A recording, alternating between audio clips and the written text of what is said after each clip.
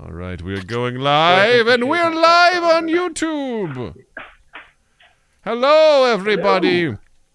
Welcome to the show. YouTube. Hello, YouTube. Hello, YouTube.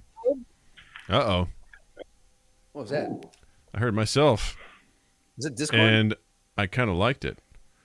Dear God, with these election tweets, I'm registered to vote. Leave me alone. Stop asking me about any of this stuff. It's been a thing, that's for sure.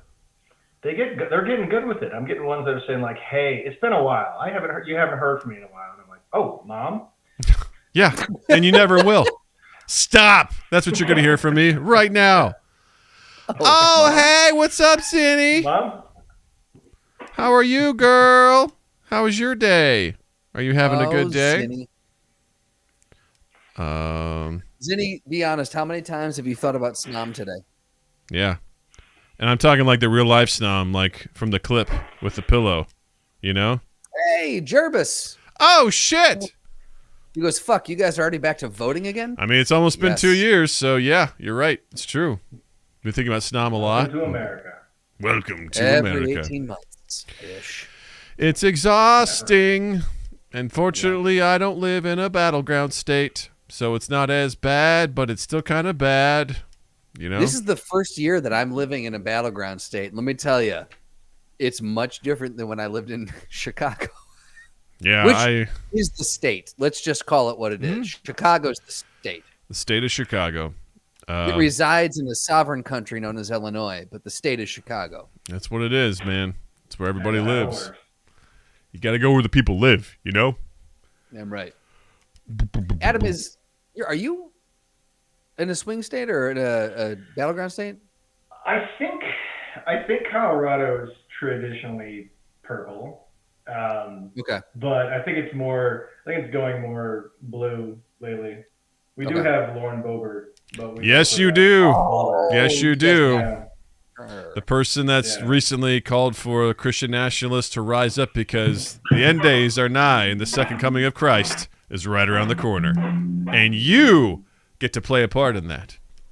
So, just saying. I marked it on my calendar. Good. I'm glad. I'm glad you got the calendar too. We all should be good. The little advent calendar to the countdown of the days. Oh no. I lost Adam. The last day is just a cyanide pill. Yeah, right. Apparently we offended him. Yep. He's like, no! Nope. No! Well, while we wait for him to come back, thanks for tuning Rocky in. Mountain High, am I right? Mountain Macaboo, you know?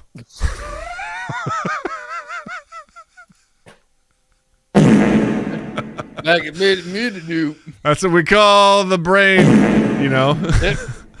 Yep, from in the deepest depths of Mordor, back in doo-doo-doo. Ghost dad, you know? Oh, no. Your farts are bubbly at the moment, Zinni? I want to tell a fart story real quick. I've noticed a trend since we're not recording. Even if we were recording, I'd still do it. I've noticed a trend. My farts start turning very acidic and problematic during my lunch walk. Everybody's frozen. I'm going to try to log out and log back in. I can see you. Okay. Love you guys. Wow. I think we time traveled. What happened? I think we time traveled. We literally got him saying everyone's frozen. Are you back? Hello. Hey! I didn't hear that, though. You didn't? Yeah. I did.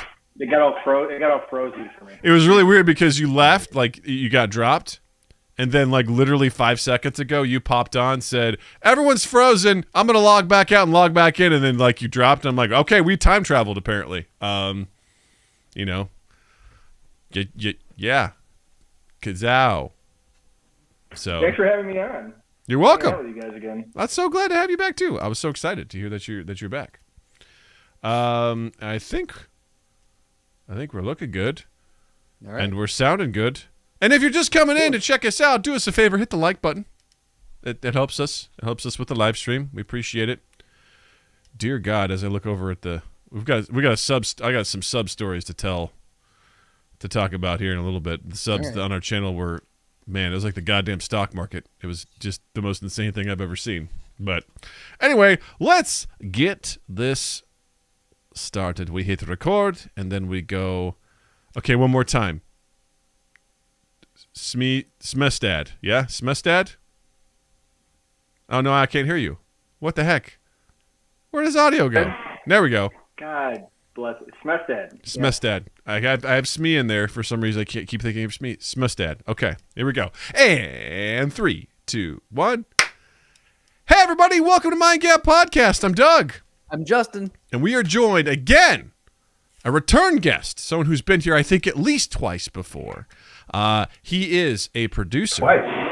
He is a director. He is a writer? ? I believe so. Please welcome back Adam Smestad. Hey. Thanks I for wasn't being expecting the fanfare from the kids. Always. Yes. We Yes. have a gaggle of kids always on the ready to cheer for you. Things that Matt Gaetz hopes for. Am I right? Political humor. Bow. Where is it? Hey, we're here. Take it. Get off Twitch, you pedophile. Anyway, just saw that he was like launching his Twitch stuff on there, and it didn't go well for him. So hopefully it never does. Is he gonna do the hot tub streams? God, I hope so. Now we're talking. I'd love to see Matt Gaetz in a hot tub. Oh, now we're talking. Oh my God. You think, hey guys, I just want to, chill out with you, and I just want to talk a little bit about politics in the hot tub. It's just as he's responding to chat. He has a face. He has a face that screams, "Do you know who my father is?" Yeah. Yep. Yeah. Like it really. He also has a face that looks like he maybe missed a step in evolution from like Cro-Magnon to regular humans. Just like he's got that forehead that could just break a wall. He's got a fake forehead that could break a wall. I need to remember that one. Yeah. I was gonna say similarly. He's got a face that when he was playing catch as a kid, he ran headfirst into the wall. So you and I were in the same position. He looks like he could maybe be a dwarf character in the Rings of Power, just like without the prosthetics, Right. Or maybe he's a half something, half orc, maybe half troll. I don't know. Like he's just got something, Yeah. But anyway, we're so glad that you're here, Adam. Hey. We're glad you're here and Matt Gaetz is not here. That's really what the moral of this is. Adam, since the last time you were here, we've gotten very political on the show. Yes. Apparently, Yeah. Made some jokes before we started rolling, and here we are. But before we really get started, we've got a question from one of our fans in the chat who asked this question to everyone. Who is your favorite Pokemon? Oh. Who is my favorite Pokemon? I think its name is Ghastly. I was gonna say Pikachu. I feel like everybody's gonna say Pikachu or whatever. Like, isn't Ghastly one of the ghost ones? It's been a while. It's been a hot minute since I was involved in the Pokemon Go or any of that stuff. I think that was my favorite one. I'm gonna be honest with you. You could say anything, Adam, and Justin and I wouldn't know. I would not. We are not Pokemon aficionados. Ghastly or Reebok. There we go. Yeah, sponsored with good partnership with Nintendo, Reebok. Yeah. Zinni the other day, she sent me a DM on our Discord and was like, "Hey, if I sent you like a list of pictures of all the Pokemon, do you think you could pick your favorite based on that?" And I was like, "Abso-fucking-lutely." And I don't even remember which one I picked, but I picked the one that looked the sexiest. And apparently, it wasn't him being sexy. It was him being lazy. Here we go. His name is... The fuck is this thing's name?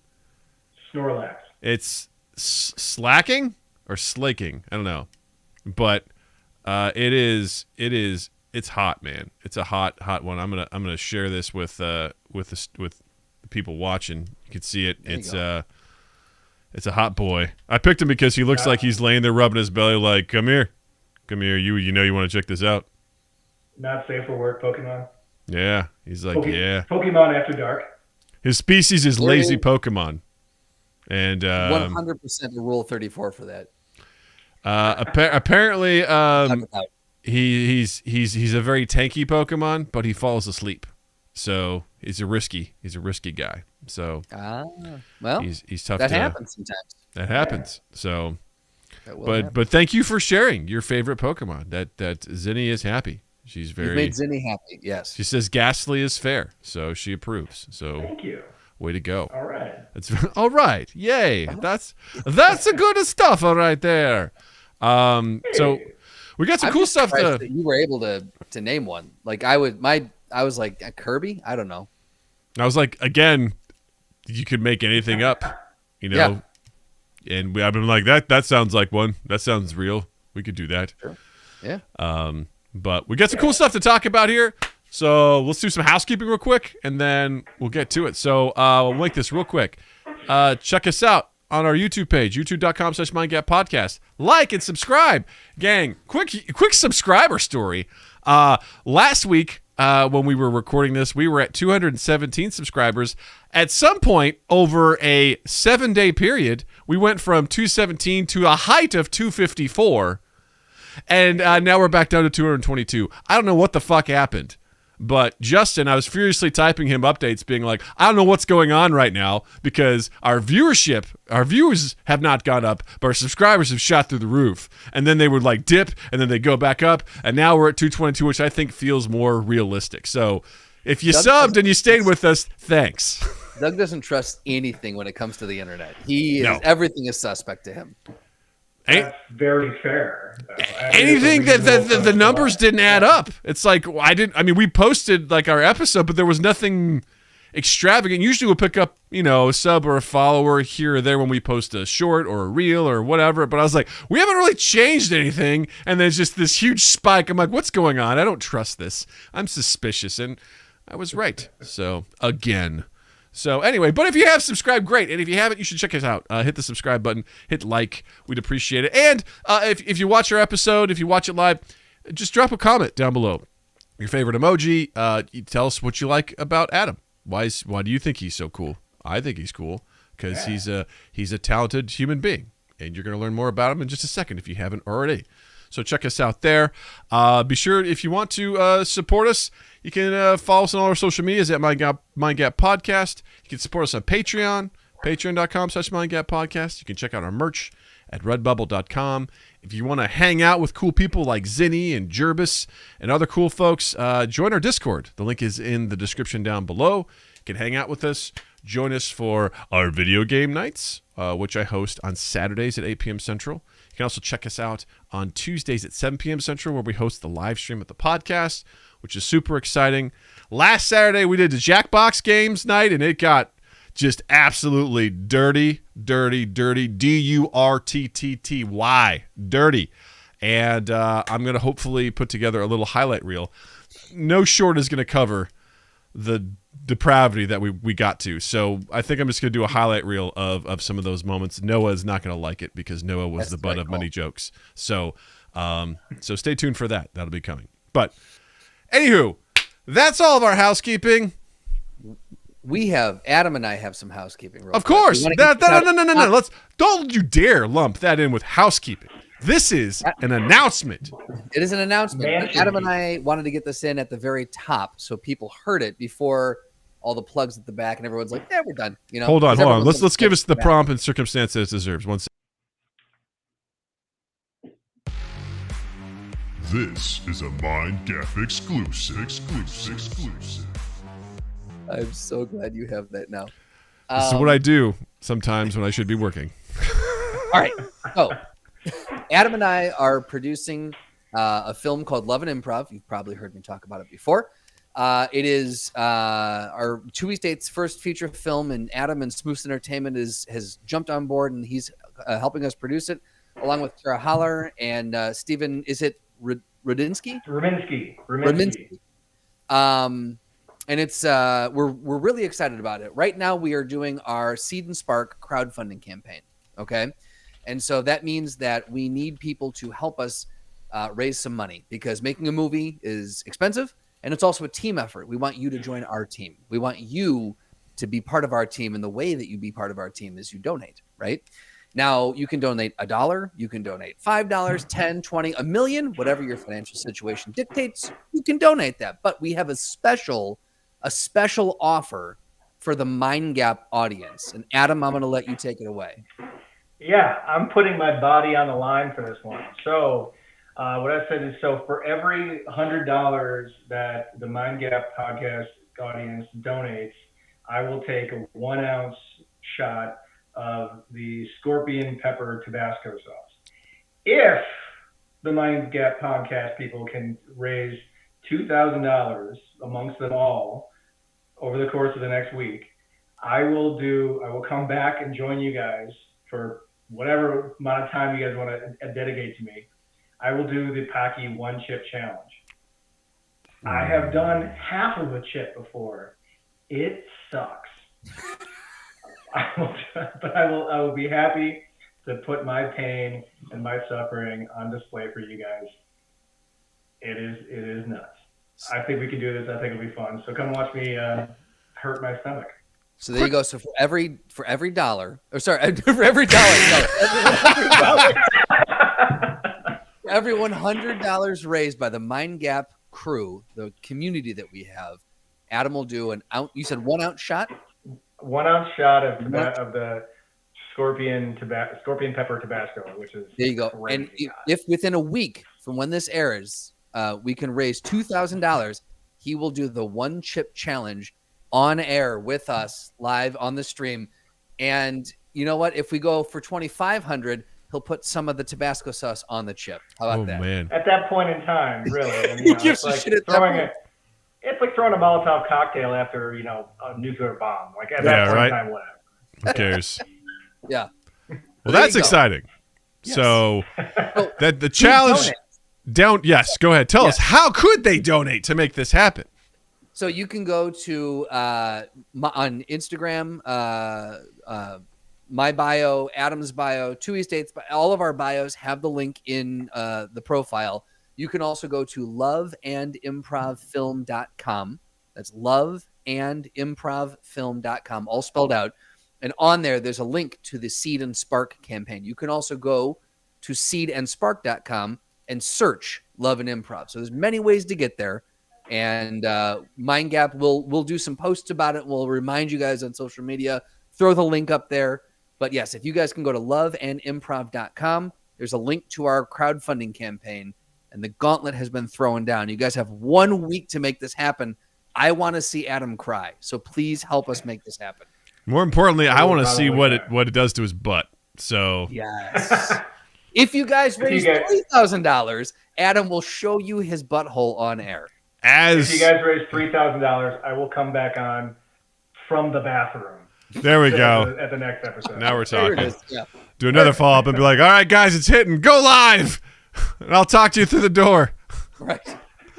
Oh, God. Oh, Listen, God. it's a noble cause, all right, Yes. gang? It's a noble cause, a noble reason. In all seriousness, support this. Support this stuff. I'm super excited for all of you. I can't wait to see you all make this, and I'm super pumped. So this is very exciting. The other thing to prove that it came from the Mind Gap community, if you can I don't think there's a way to make a comment when you donate. If there is, just type in Mind Gap in the comment. But if not, take a quick screenshot of that and just DM us on Twitter, on Insta. You can DM Mind Gap on Instagram, on Twitter, on Discord. However if you know us, you can text us. Just send us the donation and we'll compile all the DMs and the images that we get and we'll put it up there. So there you go.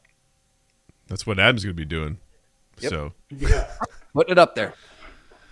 that's exciting. That's super exciting. There you go. Well, that's great. So thank you for doing that off the top. I'm super excited. You guys have been doing a great campaign so far. I can't wait to see how much you all raise, and I hope we go above and beyond your goal. So this is super cool. Obviously. Yeah. Us too. Adam, for the folks that may not know you, tell everyone a little bit about yourself. Who you are, what you're doing, and, what's going on, man. Yeah.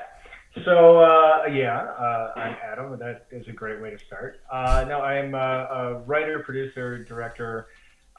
We are working on this Love and Improv film. I've put together a couple of short films on my own. I was here, I think, first time I was promoting. My first one was 6 months in 2063. I did a supernatural horror movie. It's called Shorts. Blah, blah, blah. Supernatural short film called Stairs, which is up on my YouTube channel. Which is and then I've got awesome, another one by coming the way. out called. Thank you. You have to say that because I'm here.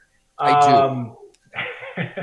And then I got another one that we just shot. It's in post production called Nice House, which was cool. It's the first time I get to film. We get to kill a guy with a chainsaw, like movie kill a guy with a chainsaw. The guy's fine. He's walking around. He's cool. But yeah, we got to use a blood cannon, which I didn't know was a thing. Oh my god, it was. That's Maybe awesome. it could save my life. My wife's not here, so I can say that. It was awesome. That's amazing. That's so cool. That's incredible. Yeah. Yeah, I'm just Very realizing cool. the last time you were here was episode 276, so it's almost been 100 episodes since Jesus we had you on here. So yeah, we were long overdue. Yeah, I'm like a 100-year flood. I come around every 100. Yeah, last time you were here, we talked about the KFC's Lifetime movie. So Oh Oh my god. god. Yeah.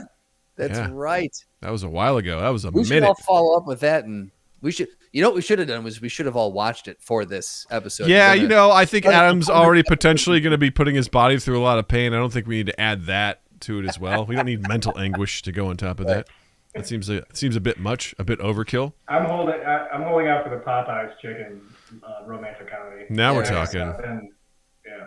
Yeah, I feel like that's the next one after Love and Improv. That's what we need to tuck into. yeah. Yeah, let's just go through all the chicken restaurants. Loving it, Popeyes. Do some browns. Yeah. Yeah. Now we're talking. Ugh. It's So a terrible name for a restaurant, Browns.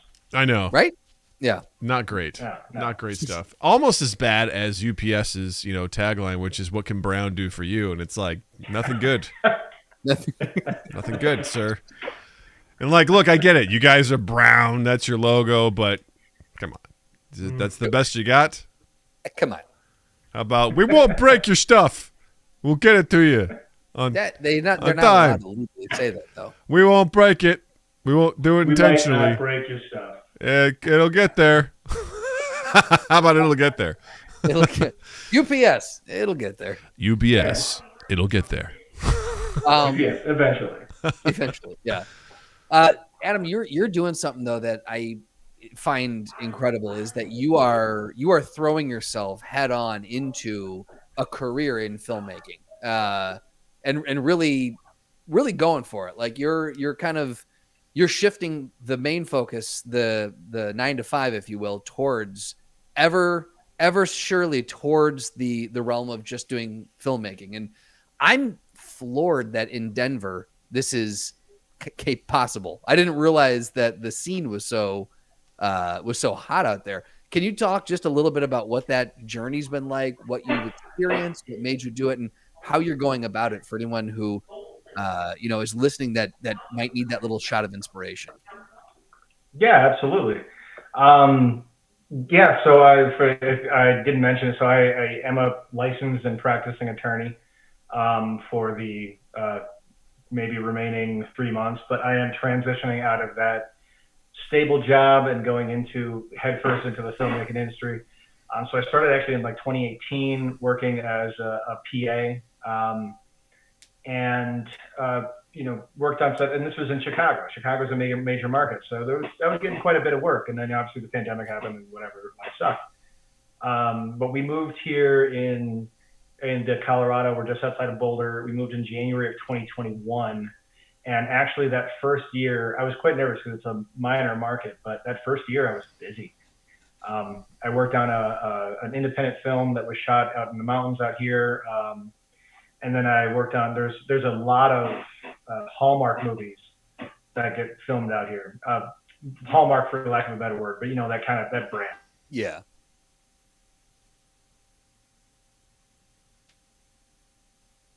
Uh-oh. Dang it. Lost him. Lost him again. You know Damn! what it was? The Hallmark people. Yeah, they're like, take him They down. heard. They were like, nope.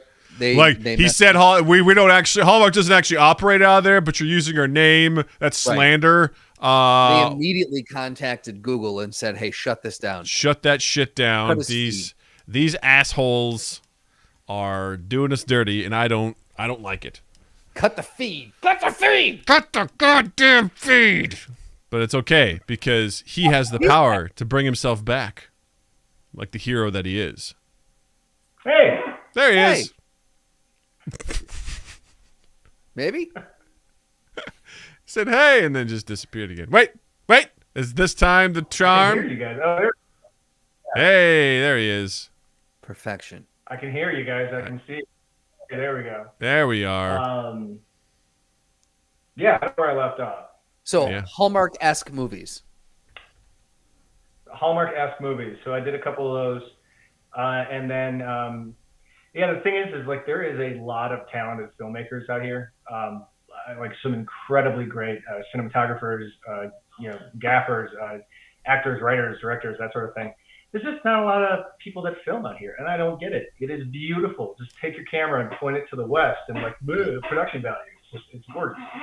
So I think we're working on pushing some more, getting some more big stuff to come out here, come out of the Colorado scene. But it's ripe for a comeback. I think it's ripe to be the next Atlanta. Nice. That's awesome.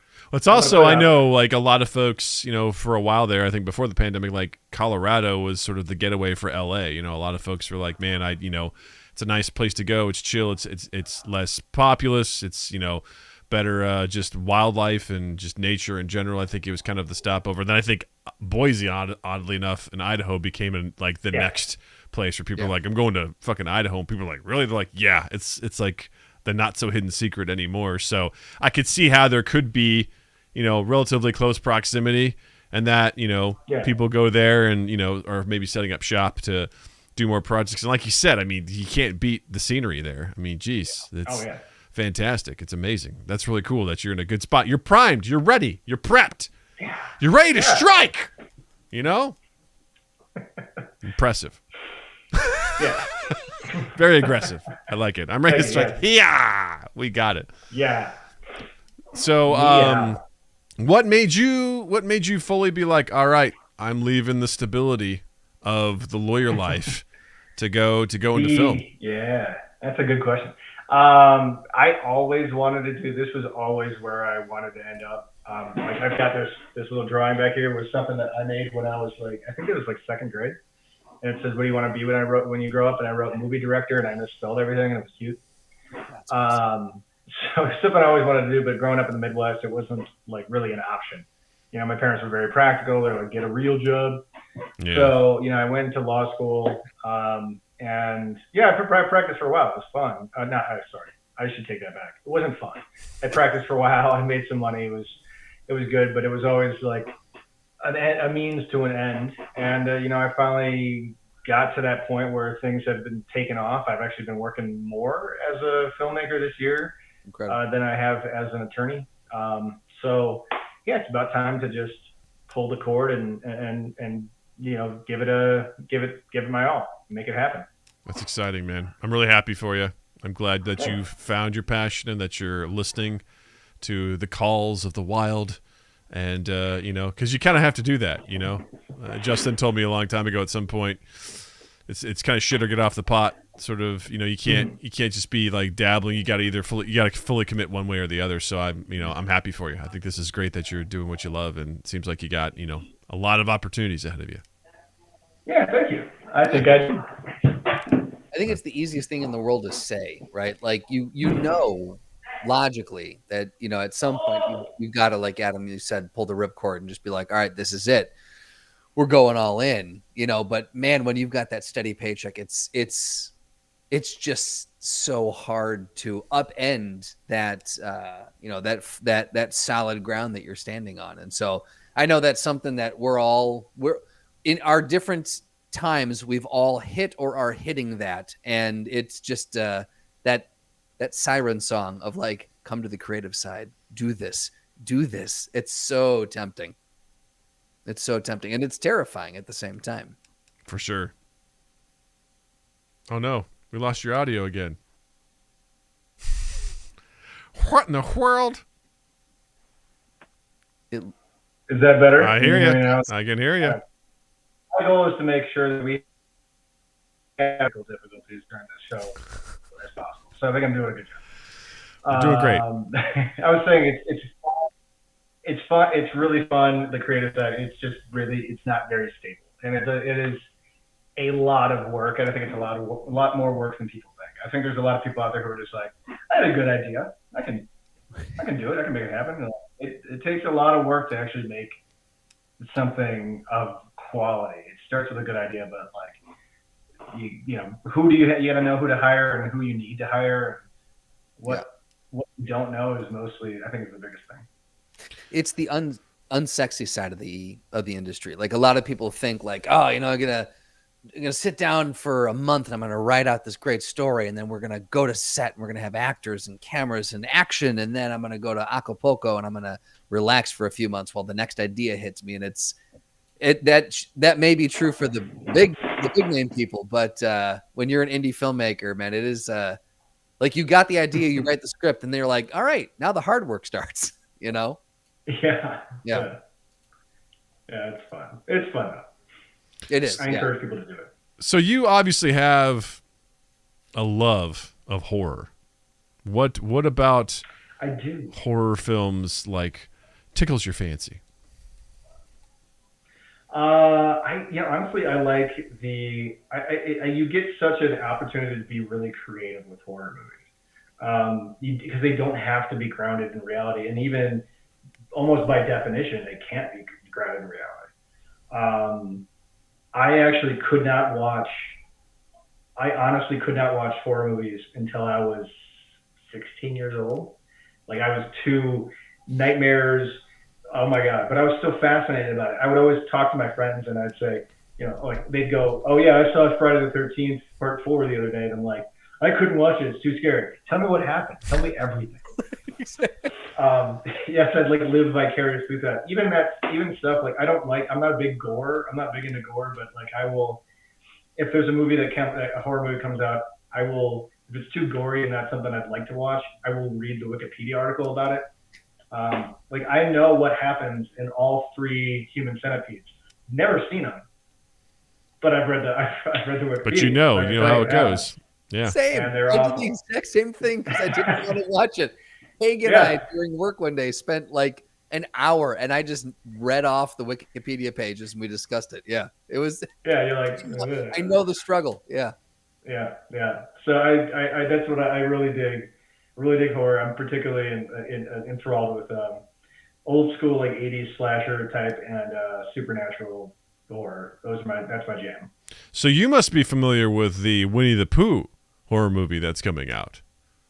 I'm so excited for Winnie the Pooh, Blood and Honey. Yes. So for those that are listening, if you're not familiar, Winnie the Pooh, at least some iteration of that character has gone into public domain, and the moment that happened, a couple of indie filmmakers were like, well, we're going to make a horror movie about Winnie the Pooh, and it's called Winnie the Pooh, Blood and Honey. And it's a slasher film, and essentially Pooh and Piglet go on a rampage. And it is very... seems like it hits a lot of the... I watched the teaser for it, and it seems like it checks a lot of those boxes. Kind of like the synopsis is that Christopher Robin, has these great, creatures over in Thousand Acre Wood, but he goes to college and he leaves them behind, and then they turn feral because they run out of food. So they start like murdering things, and they start getting a taste for human flesh, and they start murdering people. And, we kind of get to see as a couple of young group of people go to stay up near 100 Acre or 1,000 Acre Wood, whatever it is. And they encounter Pooh and Piglet, and, shit goes awry. It's kind of like the synopsis for it. I love the idea of this. I love the idea of taking a concept and like just flipping around. Like, was it Abraham Lincoln Vampire Hunter? Or was it Pride, Prejudice, and Zombies, or whatever it is? Like, just the idea of taking something, you're like, let's just take this kind of fun angle on it. This is obviously a low budget film. The visuals don't do much for me based on the teaser. I think this was filmed in like 10 days. It was very quick, very low budget. I think Pooh and Piglet are the most distracting things for me because as I watch them in the trailer, I'm like, are these supposed to be animals?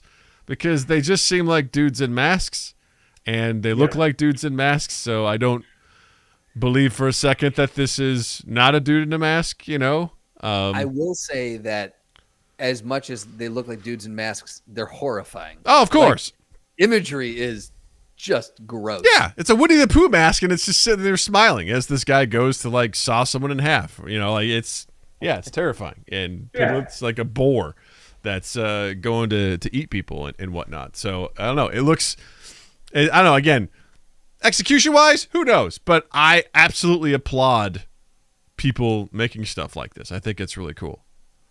Yeah, I think it was a rush because it was the rights to the characters went public domain. You can't use Disney's image of them. Correct. That's still, but the rights to the characters, and I think it had to have been a rush to be like, we got to be the first people to get something Winnie the Pooh related out. But it is, it's, from the trailers, it's got it hits all the marks you need for a slasher. It's got young, attractive people in the woods, and there's an axe somewhere, and it's gonna be. It's probably gonna be. I don't want to say. I don't know the filmmakers, but it's probably gonna be. It'll be entertaining, regardless. Yeah, there's a girl in jacuzzi. You know, check that box. You know, like there's all sorts of stuff. So yeah, I want to know how they address, or if they address, because Piglet turning into a full-fledged wild boar. There's a jump, like Winnie the Pooh. You can see maybe that the steps he took to get to where he's at, but Piglet went from like this sweet little piglet to he grew tusks and now he's kind of gray. I'm just kind of curious to see if they address his mutation, if you will. They won't. I'll just tell you that now. They won't. That would be, if I were making this film, I would have gotten hung up on that. Well, I would have loved to see, because obviously, you know, I think to them it's probably more important that they stick to some of the iconic looks. There we go. Thank you. I was like, I got tripped up, and I'm like, and I lost my confidence. But you know, Winnie the Pooh is a very defined look, whereas Piglet is kind of a pig, and I actually kind of appreciate what they did because he's got the tusks and the fro. But I would have loved to have seen like a more feral Winnie the Pooh. Winnie the Pooh's just got a oh bother, I'm gonna eat you, you know, kind of look on his face. I would have loved to see maybe a little more, I don't know, just feral bear, you know, and that could be really interesting if they done did that. But yeah, it's interesting to say the least. Yeah. I'm curious. What other stuff would you love to see like this? Like what other, like whether it's children's properties, whether it's, you know, stuff that's just been owned by a corporation for so many years, it's just like, God, if I had the chance to take this property and do my own horror movie with it, your own horror movie spin, what would you like to do, and with what property? Holy cow, that's a good question. I always kind of thought that like Mary Poppins would be a really interesting like home invasion. There you go. Horror movie right there, you know? Have you ever seen, you know, the guys that recut the trailers? Like they redid The Shining as a rom-com. They did one where Mary Poppins is a horror movie. Like where Bert at the beginning, they have this eerie music and he's like, wind's blowing in. Like, and then it's like, they have like that, like the string, you know, something's beginning. Like the little thing that he does in the beginning, it's fucking terrifying. And to make it like a home invasion, like a safe room type thing would be be terrifying. Yeah. Or like what was that movie that the one where the kids go stay with their grandparents for a while, and then it turns out, spoiler alert, that it's not their grandparents. Is that was an M. Night Shyamalan one, right? I think it was. Yeah. Like something like that. Like where the kids are like, "Oh, this is our babysitter," and then mom's like, "Cat in the Hat." Babysitter's a guy, and then Cat in the Hat. That would be pretty wild. Anything Dr. Seuss would be terrifying. I want to see the Lorax go off and like get revenge. You know, right? Let's just be there. Yeah. Because you're kind of rooting for the Lorax at some point. You know, as it's going after, because it's like starts murdering loggers. Disturbing news today as another corporate logger was found dead in his home, just shredded by what appears to be some sort of mechanical item. And detectives are absolutely confused. You're hearing this in the background as you see the Lorax like out in his like cut down woods, just like sharpening a blade. Shink, you know, and then cuts to this thing. He just kind of closes in. He turns around. He's covered in blood and he's holding something. And he's like, "Who will speak for the trees?" The Lorax. The Lorax. This Christmas. Starring Danny DeVito. Yeah, exactly, right? Reprising his role, but just slightly different. Right. That would be awesome. They've done stuff like this. Like I know they've played with this story, but I would love a crack at doing something really just different and twisted with it. It was Peter Pan. Oh yeah. Like I know there's been a few different takes on that story and those characters, but that I think if someone really had the focus and did it right, that would be horrifying. Because what if Peter Pan was actually like kidnapping kids? Right. You know? That's what I'm saying. Like he doesn't want to be alone, so he kidnaps kids and he brings them back to Neverland, and they forget about everything, and he just keeps doing it. And he's, you know, and Neverland is just like it's kind of like Uncle Doug's Puzzle Basement. Okay, in that if we want to go there, sure. You know, I'm just saying, you know, it's just got like, it's you know what? It's like Black Mask. Is that the new Ethan Hawke? Oh yeah, I want to see that movie. Yeah, it's like Black Mask meets Peter Pan. Black Phone. Black Phone meets Peter Pan. Yeah. No, it'd be an interesting spin on it where it's like you slowly, you know, it starts with the story that you know. It's like, oh, it's Peter Pan and he's so cool. But then you start like learning clues. Like Wendy starts figuring out like, wait a second, you do what now? He's like, yeah, we're going to go get more kids. It's like, wait, what? It's like, we got to fight the pirates. And the pirates were people that he kidnapped too, just to be like his enemies. And the pirates are a rival. They're a drug gang, right? Yeah. Yeah. And then Tinkerbell's just a prostitute. There you go. That hangs out with Peter Pan. Yeah. Yeah. You know, and just it's almost like there's that the movie The Twilight Zone, where I don't know if you guys have seen that from like the late 80s, early 90s. But there's a story in there where there's a little boy that can control reality, and he does something similar where he like convinces people to like he'll be like, oh, help me, and they do, and he brings them back to his home, and like he controls the reality of the home, and people that displease him he'll put into like a cartoon where they get eaten, and he takes away someone's mouth at one point in time because they it's very like disturbing, but you kind of take that sort of angle with it too. Also inspiration from all these other ones. Yeah, it was good. It's just like, where are you going, Wendy? Pulls out his dagger, you know. There's a series of these movies I used to watch when I was in high school. All the covers, they went straight to video. All the covers of the DVDs have like are holograms, so you like tilt it this way. Yes. It changes. They had Uncle Sam was one because they always use popular comic characters. There was Uncle Sam was one. There was Jack Frost.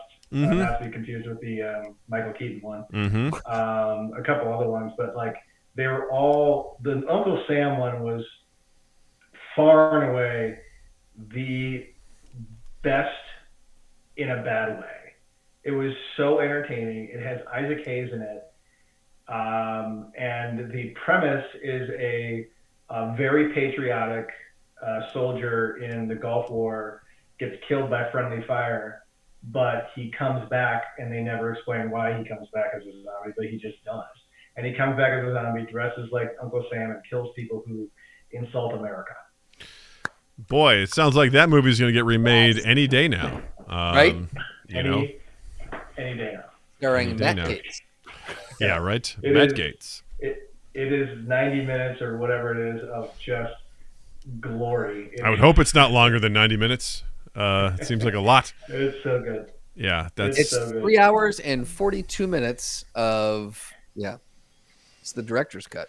Yeah, I would love to see basically any kids franchise. It would be really fun. I mean, I often joke as I watch some of the kids shows that my daughter watches, and I'm, you know, like PJ Masks is the one I railed about for a while. I'm like, oh, these kids are dead. They're in purgatory because there's no other parents, and we don't see these kids' parents, so they've died at some point in time, and they're stuck. They're the same age forever and ever, and they're fighting criminals who are also bad. They're children. So I was like, oh yeah, all these kids died. I created this thing where it's like, oh, they died in a bus accident or something like that, and they're all just stuck and living in this reality until they can try to either go to hell or heaven. You know, it's just, you know, stuff like that. These shows suck, so you got to do something. Except for Bluey. Bluey is awesome. Bluey's an awesome show. I stand by it. Thank you, Jared, for sharing that with us. But yeah, Yeah. Blue's Clues. Blue's Clues would be a great, not like a horror movie. That'd be a great like crime thriller, like Seven. Right. Like Seven? My God. Just Blue and Steve are just grizzled detectives solving murders. Right. Blue's got a drinking problem. Yeah. He's like, oh. That would be fun. Right? Like, how could you take some of these? Oh, yeah. I'm just thinking of like what Disney cartoon could you take and make just, so adult, but in a, like, I don't know, how could you take The Little Mermaid and turn it into something like Master and Commander, where they're like. Genre blend. Yeah, right? Oh, that'd be so much fun. I love it. That would be a blast. I love stuff like this. I just absolutely love, Blood and Honey, Winnie the Pooh, Blood and Honey. I applaud anyone who worked on that and put that into motion. I think it's really cool that they're doing stuff like this, and I wish them all the best. It may not be a movie for me, but I give you a thumbs up. So keep making fun stuff like that. Justin, I've got something special. Speaking of like fun, like holiday stuff, I've got something new. All right. You teased this and would not give me any clue as to what it was. So I've been dying all day to know what this is. This is a Mind Gap exclusive. That is going to pay its way. You're goddamn right it is. So you all, Justin, you know how I feel about Christmas, right? Oh, wait, I do know how you feel about Christmas. Stuff is stupid, stuff is dumb. Doug hates stuff. Yeah. Doug hates Christmas. Not a big fan of Christmas. And what do I hate a lot? Like maybe the most. What's the thing I despise most about Christmas?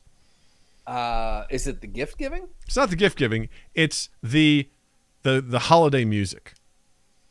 The Christmas music is like nails. I knew that. You did know that. You're just a bad listener and a bad friend. No, I can't stand. I don't like whenever I'm in a store. It's bad enough that when I go to Costco now for weeks, they've already had an aisle set up for Christmas decorations, which is insane. But I guess it's also Costco. I kind of give them a pass because they're like, yeah, we got everything, man. Like, what do you need? We got it in bulk. But Christmas music in particular, because it is the same music every year. And when someone's like, I'm going to make a new Christmas tune, it's like, it sounds like all the other Christmas tunes that exist out there. So, I hate that. But what I'm excited to share with you in the world today is that you may not know this, but I've got the inside track with a new artist. A new Christmas jam is coming out this holiday season. And I'm here to give you the first little taste of what this is. So hold on to your butts. It's coming for your eardrums.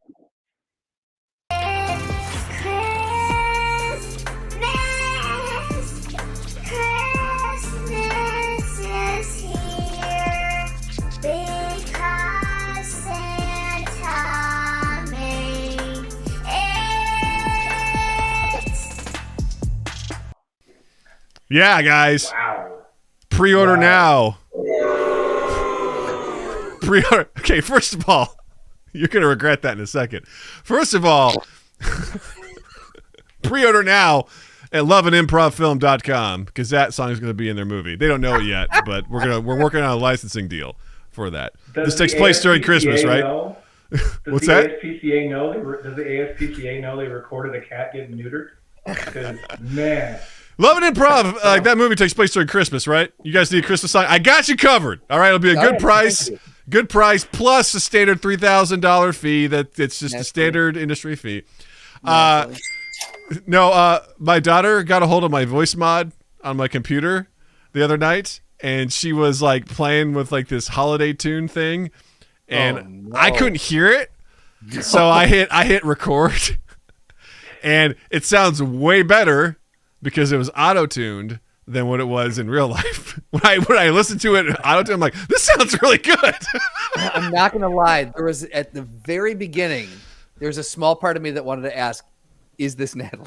Yes, that was Natalie. Good That's awesome. Yeah. Christ on the cross. Can you play it one more time? Yeah, one more time. Here we go. Hold on to your butt.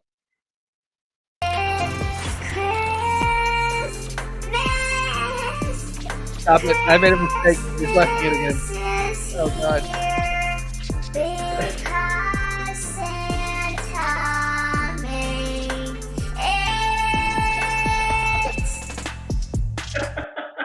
Right. I got so many questions about how this. Yeah. So, did she just freestyle that? Yeah, she was just singing, just Amazing. and she put on my headphones. She sat here, and because she's seen this thing come, she goes, "Oh, I want to play with it." I'm like, "Go for it!" And dude, I had to tell her a couple. I had to tap her on their head. I'm like, "Hey, you don't have to. You have to sing so loud," because it was just like she's in right here going, "Ah, yeah." I'm like, "Oh my god, okay." But when I listened to it, I'm like, "Oh, it auto-tuned it. That's kind of neat. That's cool. It sounds way better than what it was." But it was really sweet, and I recorded it. And I played it back. And actually, I played it back to her last night. I shared it in our Discord. I go, "Hey, by the way, I shared that with my friends. They thought it was really cool." And I played it back to her last night. And she kind of goes like this. And she goes, "Ooh, I'm embarrassed." I'm like, "Why are you embarrassed?" She goes, "I don't like to sing in front of people." I'm like, "Oh, that's cool." I go, "Just so you know, I'm going to be playing this on the podcast." She's like, "Okay." I'm like, "You don't really know what that means, but I'm going to do it." So, yeah, I thought it was really funny, and she wanted to play with it again last night. She goes, "And can you not record me this time?" I'm like, "Sure." Record. Yeah, exactly. Yeah, she's like, "Yeah, please don't do that." I'm like, "That's cool." And she had this really great conversation with me. She's like, "The reason why I don't like singing is because I get embarrassed, and I think people are gonna laugh at me." And I was like, "Hey, don't worry about that." I was like, she goes, "I think that I'm gonna feel stupid." I was like, "Listen, it takes a lot of courage to get up and do anything in front of a lot of people. Some people have a hard time speaking in front of groups of people." So I go, I used to I was kind of a teacher. I would get up in front of people and teach them things. I go, I used to get on a stage and try to make people laugh. And I go, a lot of times it didn't work. So, she goes, "You did?" I'm like, "Yeah." I go, "But it takes practice, and the more you practice, the more you get used to it." I go, it's cool, So I go, don't worry about it. I go, if you want to practice more, hell, we'll work on it. We'll get to the point where people will be like, "You sound really good." Yeah. So I go, don't worry about it. My wish for this Christmas is that song gets played at your house on repeat, just in the mix of all the other Christmas songs. Just sort of like pops in there. Can you send that in to 93.9 in Chicago? And just see if they'll put it on rotation, because they need to your point, they need to change that shit up. Yeah, it was interesting to say the least. So I heard that. I was like, she's 6. So she's 6. Oh, that's awesome. Yeah. So I was like, I'm gonna surprise Justin. He's not gonna see this as the Christmas tune coming, because he knows how much I don't like Christmas and don't like Christmas music. So I was like, "Pow! It's a Mind Gap exclusive in your face." Let me say this for the record. Now that I know it was Natalie, tell her I loved it. Of course. It's funny. I was like, "Yeah, go ahead. Give me all your insults. Give me all your insults. You're going to regret that in a second." Yeah. For a 6-year-old, that was pretty good, man. That was pretty good. I want to do a clip of you guys reacting to that, and then like cutting back to like, no, man, that was good. How old is she? Cool. That was great. That was really, really good, man. That was really good. I thought it was pretty cool.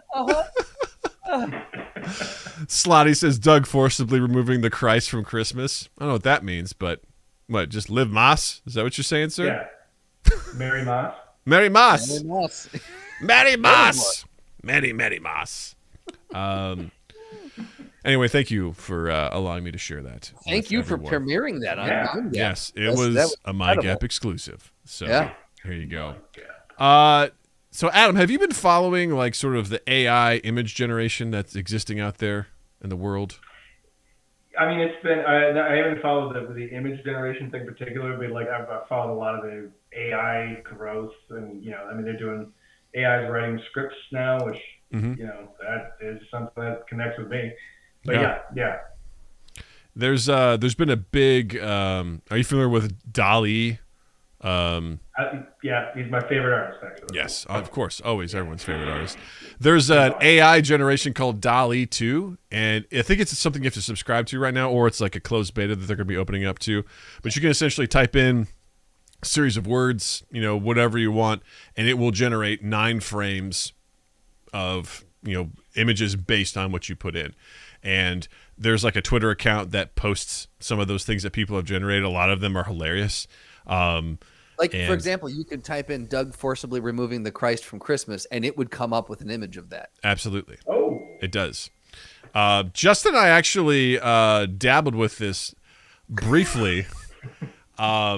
We were working on some D&D stuff, and he actually found something. He's trying to find a picture of this character that he created, and he told me about this site, and I went to it. It was really cool, aside from the fact that you got to see what everyone else generated. And which is horrifying. Is disgusting. And I was like, Justin goes, I don't want to be here anymore. I'm like, I don't either. This is gross. There was one in particular where someone kept trying to get some sort of AI generated image of Christina Hendricks, and the words that they used were like thick, juicy, and a whole bunch of other stuff. And I'm like, yeah, I got gross goosebumps just here. Like, again, this is why we can't have AI. No, let's pull it. This is why men can't have AI. This is why men can't have AI, because this is what we go to. Like, all right, show me a picture of boobs and a vagina that I really want to see. I want to make up. Yeah, it was gross. But at the same time, when the stuff that I was doing, like just coming up, because I've had all these ideas of what I thought I wanted the setting to look like, but I can't draw for shit, and I can kind of look up some stuff on Google Images, but it didn't quite get what I wanted. And I was able to find multiple things where I'm like, that's really cool. I'm going to use that for this, and I think this is becoming more and more prevalent. And in particular, I actually just found an article today that it's from Petapixel. And its photographer uses AI to resurrect stars from the dead.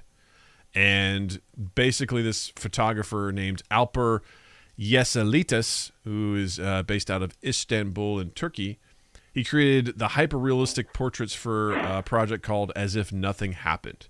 And in particular, he focused on celebrities who died, and he essentially would kind of like generate what they would look like today as if they hadn't died. It's actually very, very cool. Justin, would you have a way of sharing this with Adam? Because I don't know if Adam's seen this. Could you send him the link by chance? I've not seen that. I think it'd be kind of cool for us to sort of take a look at this Yes. as a squad.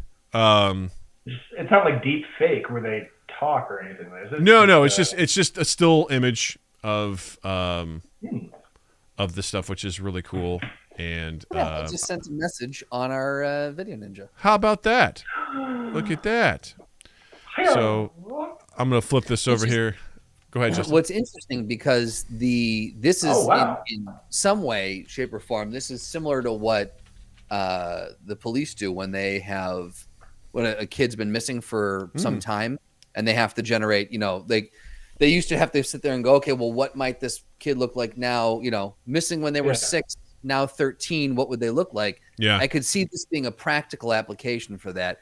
The ones that they did here, specifically Heath Ledger, horrifying. Yeah. So some of them don't look like who they say. Tupac looks like Tupac. That is not Kurt Cobain. I think like Princess Diana looks real solid. I think that's a pretty good one. Kurt Cobain, I mean, how old would he be today? I mean, I guess that I can kind of see it, Maybe. Maybe. John Lennon.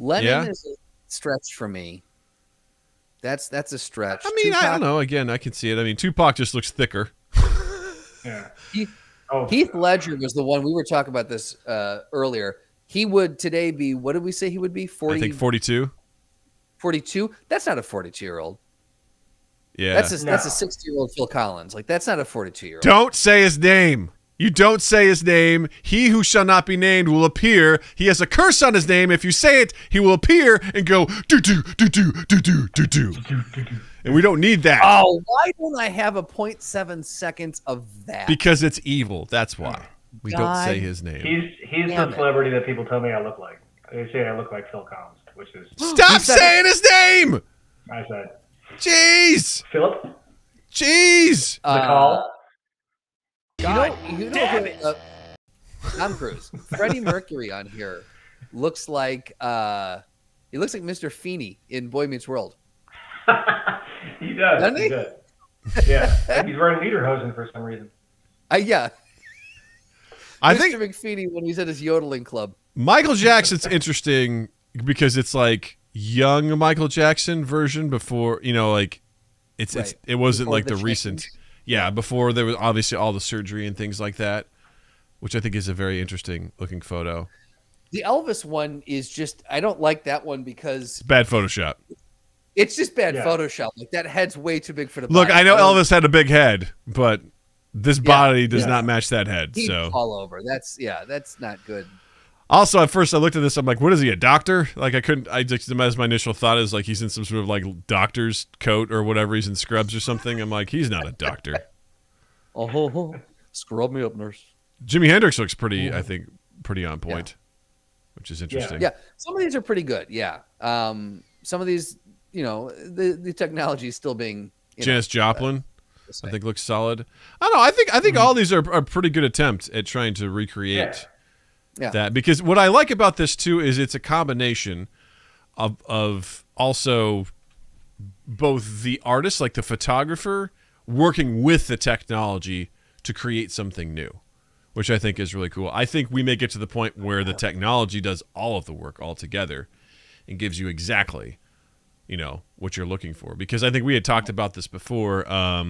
There's a legitimate fear that things like AI are going to take away work from, artists, illustrators, things like that. Like, Designers and- yeah, even photographers Sure. to a lot of degree, and in a lot of cases, I think from the film world, some stuff we had talked about is the idea of maybe you're trying to conceptualize what it is, or you want a client or someone to understand what you're trying to visualize, and you can use something like an AI to instantly pull that for like storyboards or concept art and put it out there and be like, this is kind of what we're looking to do, and can give someone an idea of like, all right, cool. Because otherwise you're like, all right, I got this idea in my head. All right, picture this. Imagine trying to pitch the Sandman, the visuals of that. All right, it's a guy that's got a little mouth with teeth for eyes. All right, and he's just going chomp, chomp, chomp, and then you go to hell. But here's what hell looks like. It looks like there's this forest, but in the trees there's bodies, and you don't quite get the visual. Agreed, but I'll say this: we did that for decades. And look what we got, Justin. We got the Fast and the Furious franchise. You're welcome. Thank God. No, and You this see where Adam and I stand on that. right? We did it. Mission accomplished. No, of course we did this before. I'm just saying that this could potentially make it quicker, possibly easier, possibly cheaper. It can move because these are the things about AI that I like, which is taking the mundane and streamlining it so that we can focus on the more abstract stuff, so to speak. I know that, again, whenever everything I'm a proponent of doesn't affect me personally. I'm like, yeah, it's great. Oh, no. Like, there's a lot of artists who do storyboards for livings that Of course. were not Yeah. happy with this. Absolutely. And I totally respect that. Again, me personally, I'm like, this is great. Because I personally can just go, show me this, and then I can pull it up and be like, this is very close to what I was imagining, or maybe just slightly different. I'm like, and I can use this, and that's what I need. And I would hate to deny an artist the opportunity to do that, but then I would have to contact them. I would have to tell them what I'm looking for. We'd have to go through iterations. We would have to, You mean the creative process, Doug? exactly. And it can go, which again is fine, but knowing that there's a different and possibly faster process out there excites me, because it's less time spent doing that, more time spent doing other things, and can also potentially lower costs, which means, Sounds capitalistic to me. I mean, it doesn't hurt. You know what I'm saying? You know what I mean?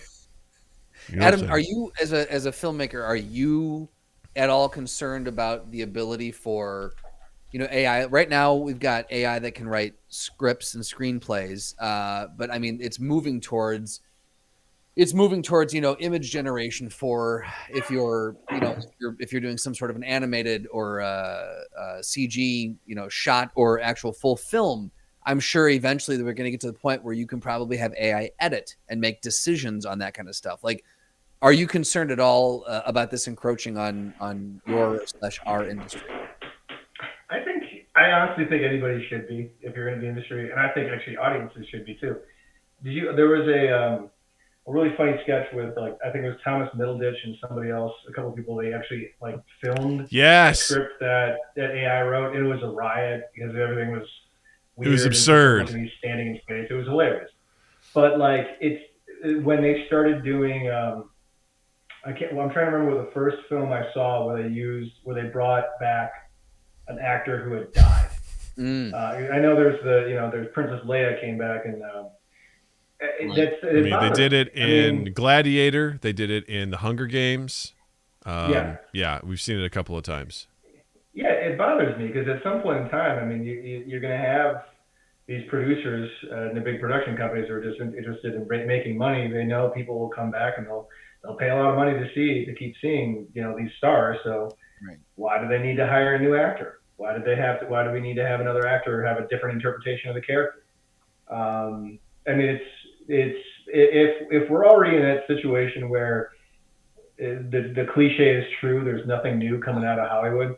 It's all remakes and a fifth sequel to some movie franchise that was popular back in the 70s and 80s. They're going to cut the corners and they're going to go that way. So it does bother me. It stifles creativity, and there's a lot of people out there who are coming up with cool new ideas, and they should have a fair shot of getting those ideas out there.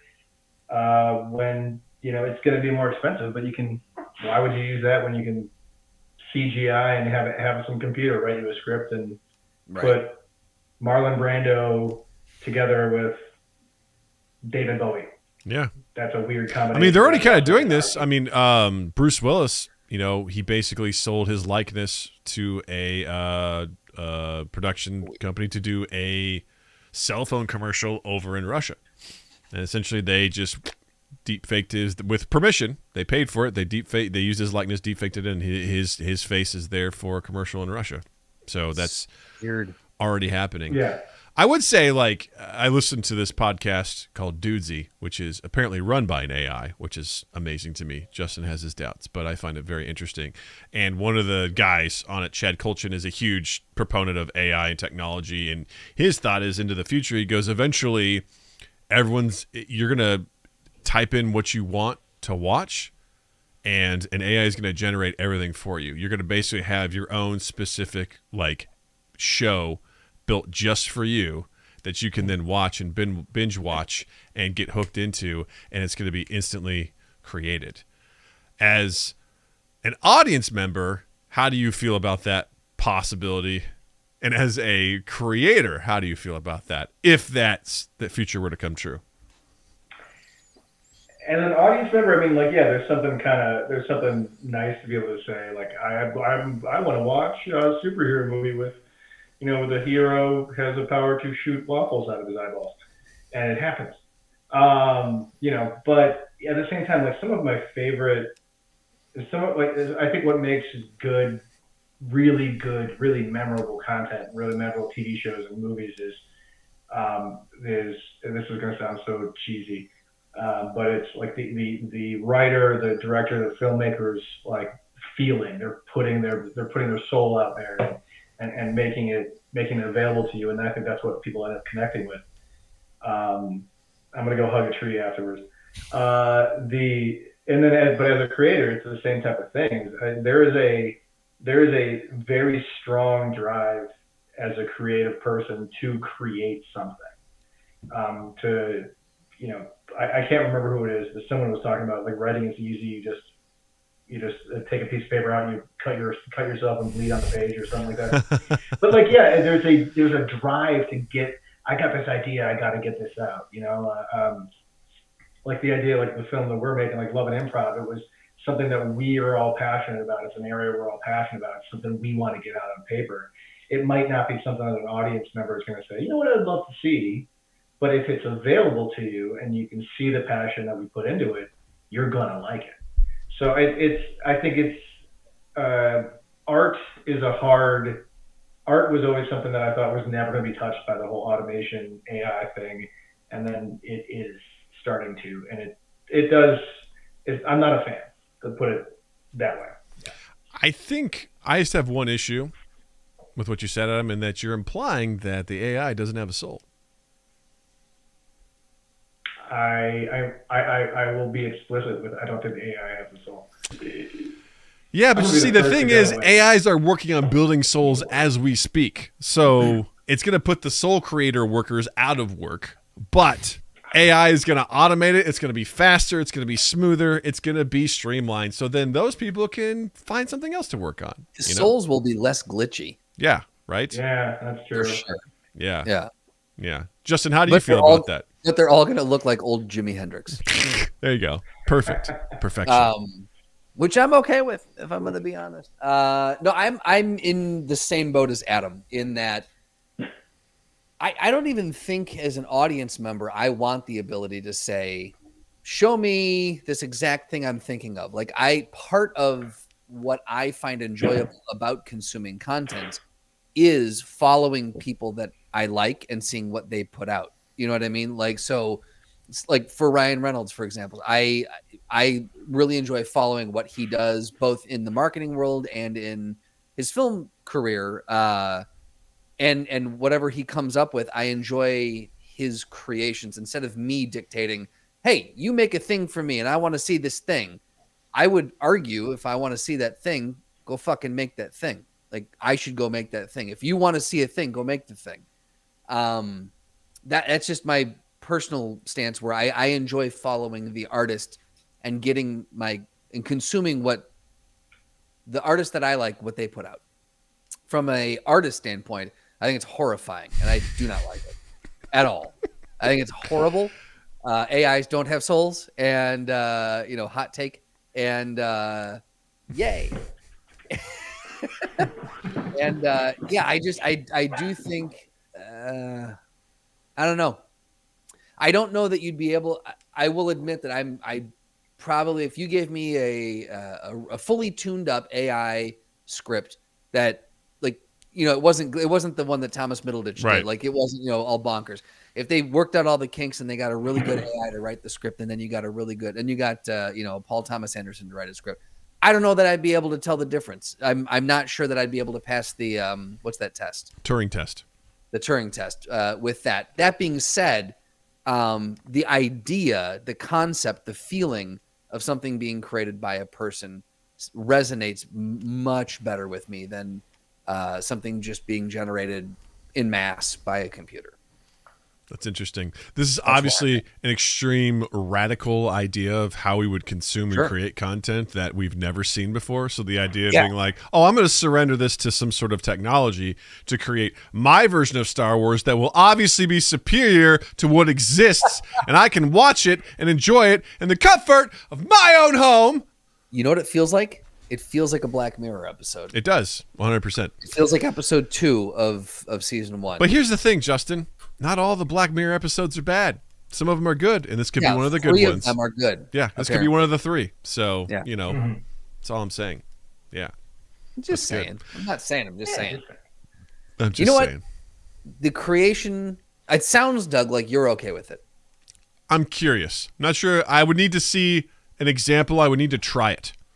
And I would need to sit there and I need to examine it. I need to have to go through the pros and the cons. I'd have to go through a process. See, people say the same thing about heroin, Doug, and then they're hooked. Mm-hmm. I have to try it. Yeah. Yeah, exactly. But it doesn't, to me, it doesn't sound practical. And I know you, Doug, you're a practical sort of guy. Goddamn right I am. And in fact, yeah, I think, Dudesy, You got the questions, we got the answers. All you do is ask. Practical, practical, practical, practical, practical, practical, practical. Ask Practical Doug. so we borrowed Dudesy to be the producer of the show, and Dudesy said it was time for the Ask Practical Doug segment, and that's what happened. Thanks, So, Dudesy. AI is real. You're welcome. That was not a great bit for those watching, but those who are listening to the audio, man, they're not going to know what hit them. Like, what? So if you've never been here before for an Ask Practical Doug, there's a small Doug that lives inside Large Doug, and small Doug is known as Practical Doug, and Practical Doug guides Large Doug in all of life's journeys. Doug uses him as a compass, if you will. So our audience, our crew, our community likes to ask Practical Doug questions from time to time. If you'd like to ask Practical Doug a question, you can either join us live on Tuesdays at 7 p.m. Central. You can join our Discord. There's an actual channel for Ask Practical Doug questions, or any social medias at MindGap Podcast. You can hashtag Ask Practical Doug, and you might get your question answered. Today's Ask Practical Doug question, and Adam, we're going to want you to weigh in on this too, is from Slotty. He says, if your toilet was sentient, would you rather it crave your bodily waste or hate you for it? Holy crap. And I would like to start with one of our soundboards. Yes. Yes. Well, That's here's me after the one chip challenge. Yeah, right? So make it happen. So my thoughts on this, it's funny because I used to think about this when I was eating food, particularly when I was eating cereal when I was a kid. I was sitting there like, man, if this cereal was real, would it be happy that I'm eating it? Or would it be like, oh God, don't consume me? And I always went, Lord, spare us. I always went with, I think they'd be thrilled. They'd be like, yay! So when that movie Sausage Party by Seth Rogen came out, and I was like, oh my God, this is something I used to think about as a kid. They're like, yay! They're picking me to be eaten. But in that movie, they're like, oh my God, it hurts. I don't want to be eaten. Like, it was kind of like both sides of that scenario in my head.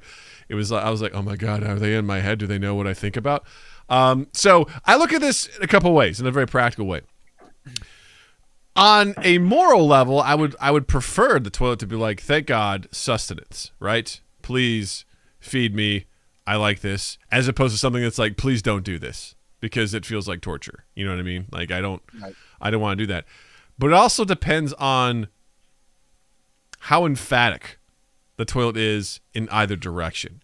Because if I walk into the bathroom and I turn on the light and I hear, oh good, oh good, oh good, yes, yes, yes, yes, fill me up, daddy, fill me up, give it to me.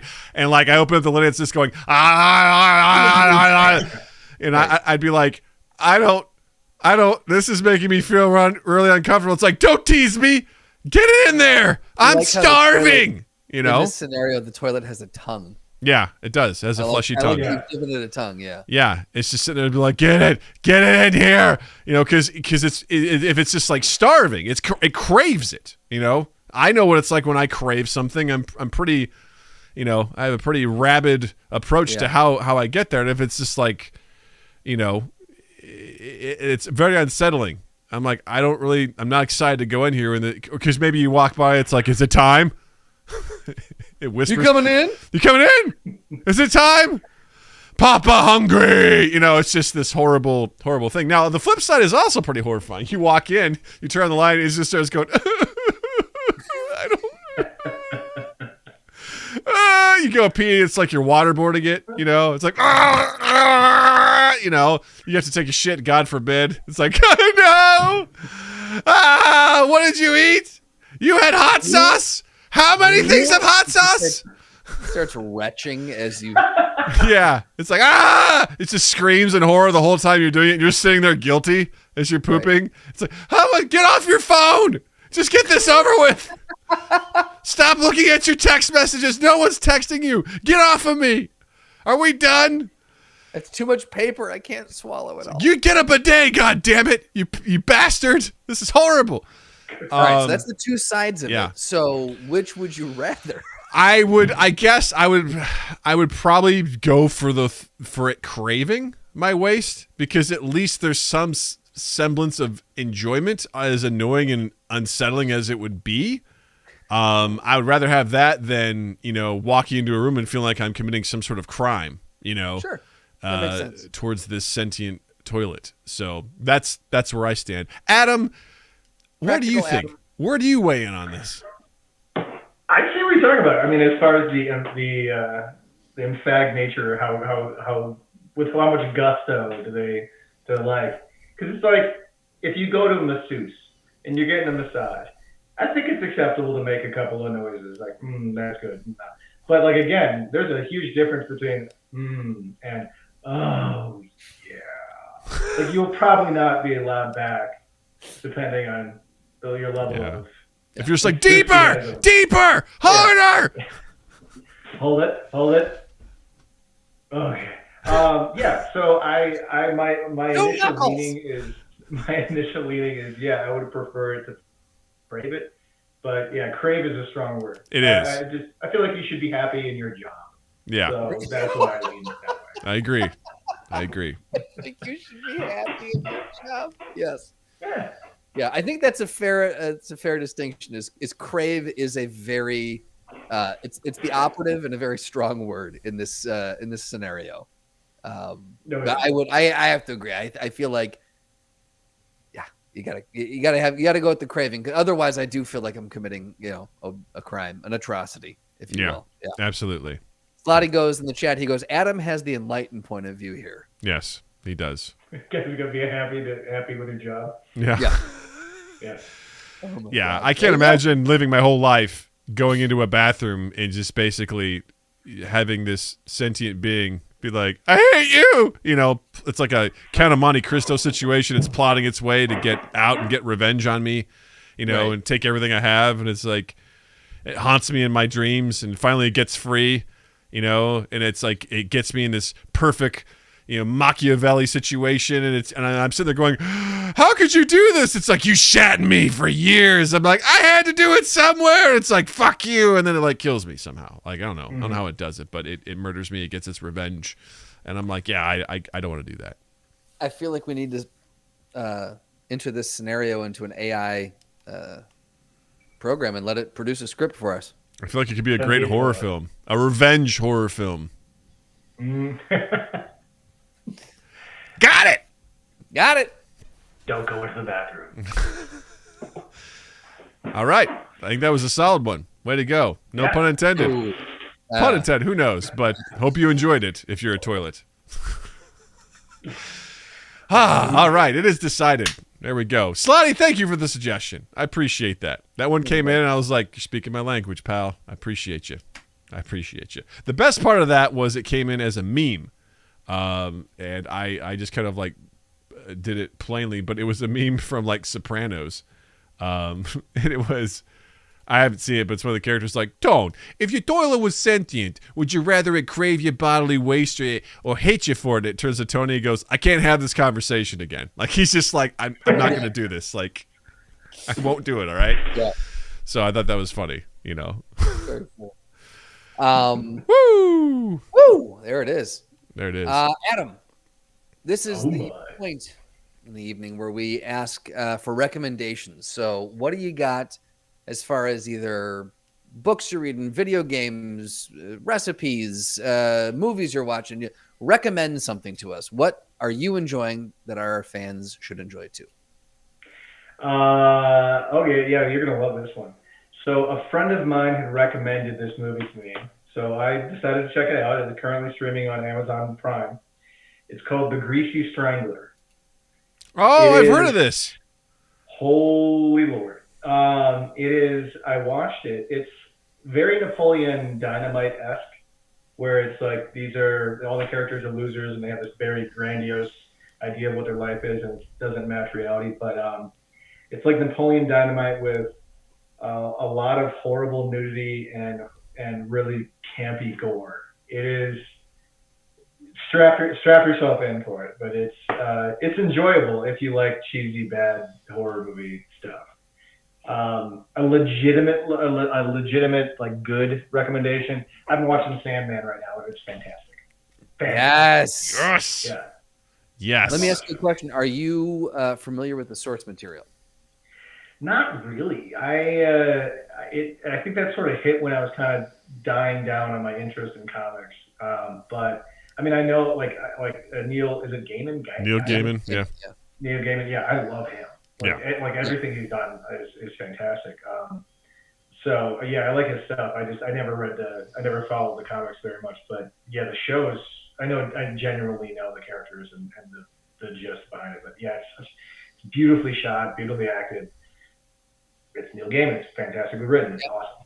Yeah. We were wondering, Doug and I are both huge fans of both the source material and the show, and we were wondering if how someone who was not overly familiar with the source material would take to the show. And so we've been, anyone that we find that is watching it that doesn't know, super familiar with the source material, we're very curious to see how they're liking it. So sounds like it. It's funny you bring that up, Justin, because I got a text about 20 minutes before we started recording from our friend Sam, who was watching it with his girlfriend, and he was like, "If you watch the Sandman," he's like, "What do you think of it?" And I told him, and I go, "How about you?" He goes, "I'm 4 episodes in," and I'm like, "I don't know. It's a lot to digest.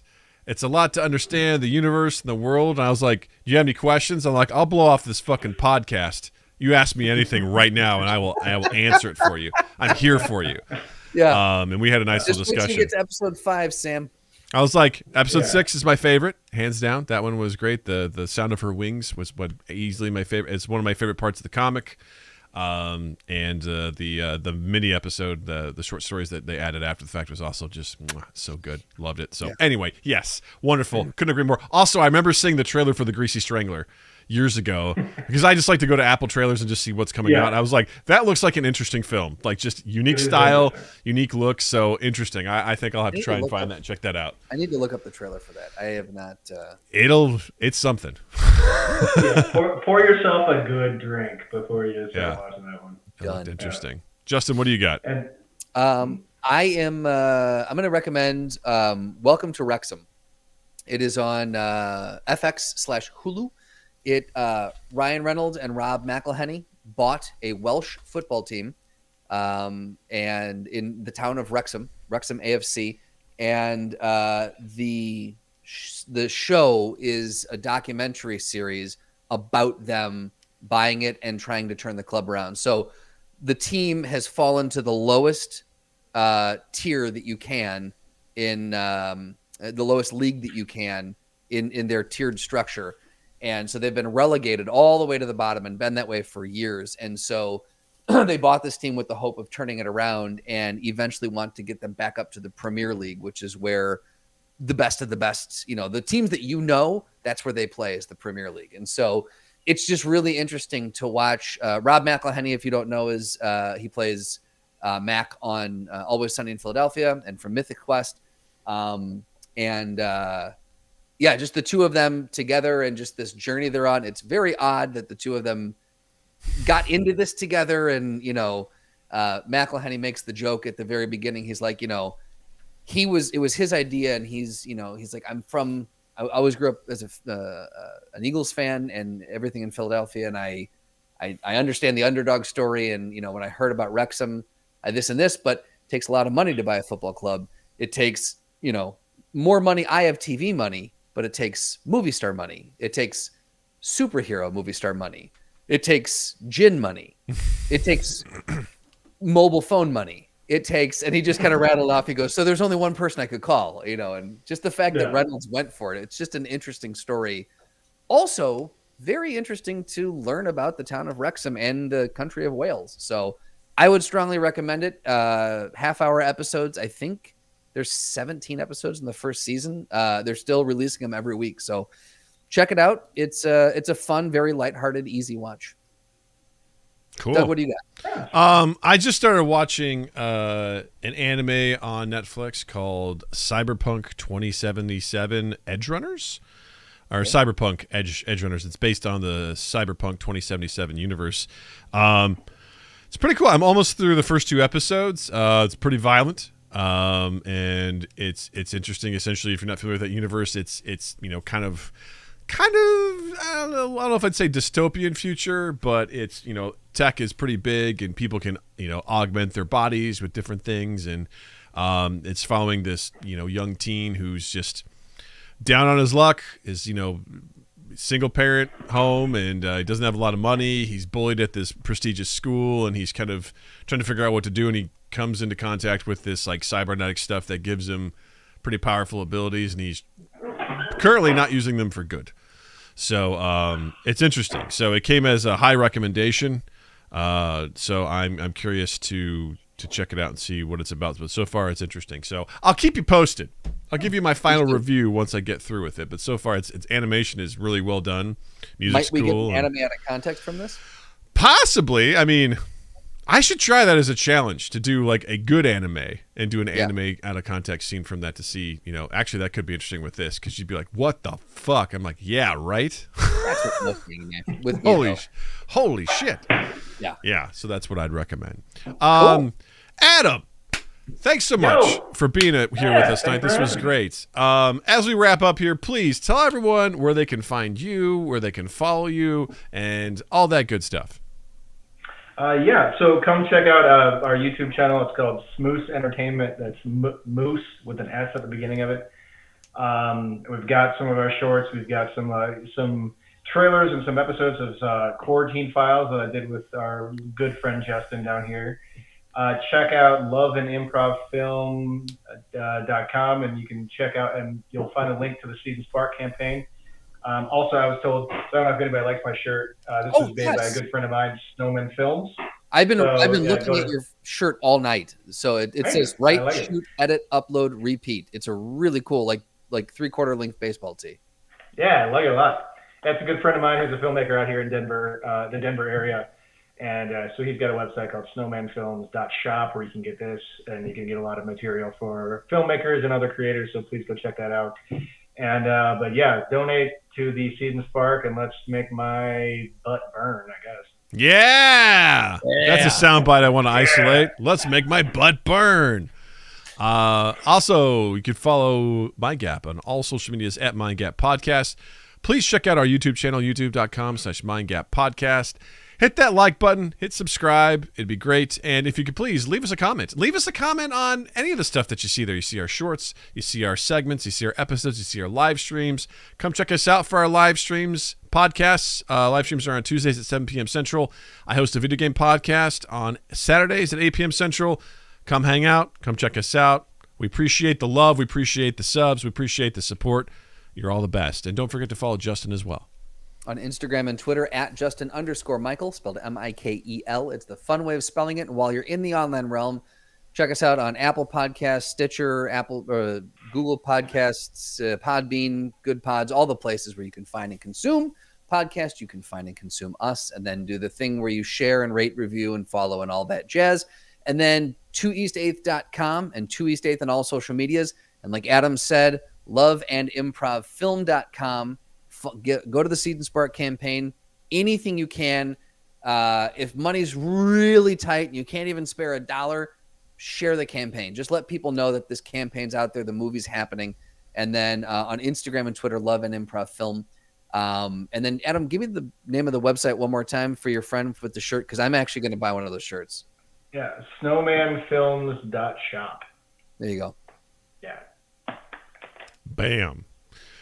Well, another wonderful podcast. Adam, it's such a pleasure to have you back again. This was so much fun. I always love having you back here. It's always a great conversation. So thank you so much for making the time to hang out with us. Thanks, Schmoopy. Aww. And with that, I'll say, Justin, thank you. Douglas, thank you. Chat, thank you. Listeners, thank you. And you all have a dandy fucking week. And we did it. We recorded. Pew, pew, pew, pew, pew. Thanks to the chat. Thank you to Slotty. Thank you to Zinni. Thank you to Jared. Thank you all for hanging out with us tonight. We appreciate you. And, thanks for hanging, as always. We'll see you for Saturday stream. I think it might be a Left 4 Dead 2 night. We'll see. Otherwise, it'll be Gloomhaven, one of those two. And then the following week is going to be Overwatch 2, baby, because Overwatch 2 comes out. And then, something else, Justin, you may want to see if you're going to be available for this. But October 22nd, the new Jackbox games is out. So we're doing a Jackbox Party Pack 9 on Saturday, October 22nd. So there is a chance that I might be available for that. I can't see that, but I'm assuming... There's nothing down there. Oh, sweet. All I saw was, I see no events. There we go. No events, yeah. All right. Well, mark your calendar, boy, because I don't even know what games are in there. So we're going to play and have fun. Should be a real hoot. So, a real hoot. All right. So with that being said, you all have a wonderful evening. Thanks for watching, and we'll see you next time. Ta-ta. Bye, YouTube.